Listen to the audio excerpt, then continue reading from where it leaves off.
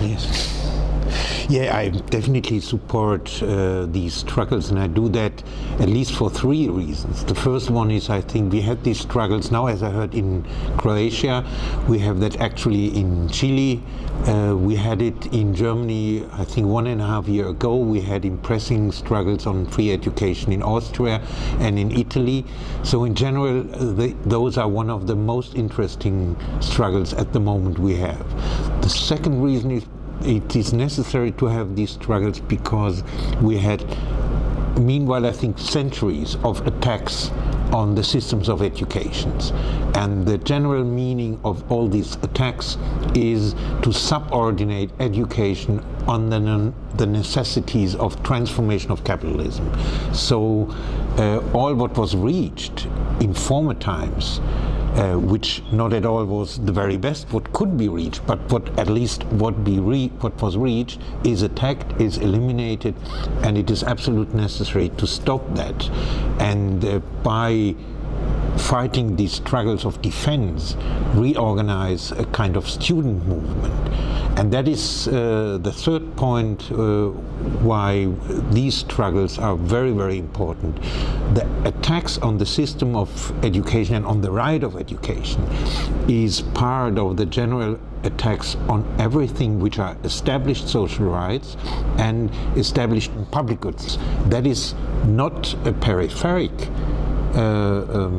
mean what capitalism is doing. It's not a peripheric or somehow coming from the side. It's very at the center of the reorganization of capitalism, which means to bring every activity of life, and especially all activities connected to knowledge, under his regime. And if that is the case, the question of free education becomes very, very central, because it's part of a struggle which transforms the traditional struggles on income, which were traditionally lead in the factory, by the time where these factory were the place of immediate capitalist exploitation. But today we have capitalist exploitation in every area of life, and especially in all the areas where knowledge is produced. Though the struggle for free education at the moment is part of a struggle for a social income, which is no longer income to be paid for manufacturers, but to be paid for everybody in order to achieve the public goods and his or her social rights. So it's a very, very central struggle, and not only a struggle which is belonging only to students and young people.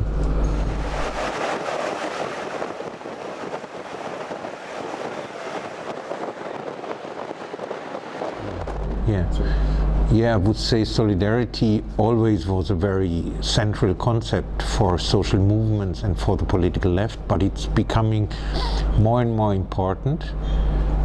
I think for two reasons. The one reason is we are lacking at the moment a kind of concept for a concept who can grasp what we think is another world. When it's called on the street that another world is possibility, we at the moment, after the 20th century, we don't have names to say what these other world would look like or should look like.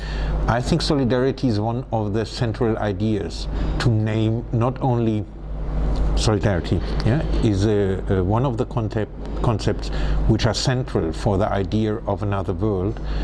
And there is also, and that is the second reason, there is following capitalist globalization, we have a change in the practices of solidarity, because some centuries ago, at least here in Europe, solidarity was always something which we here had to practice with people over there.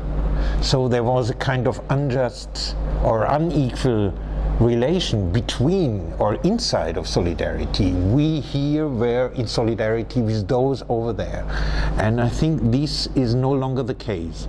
Solidarity following capitalist globalization is a way to resist, which is to be done by everybody, for everybody, and directed to everybody from all the places of the world. This is a very, very important change in the practices of solidarity, and in itself it is one of the ways to immediately construct another world. Thank you.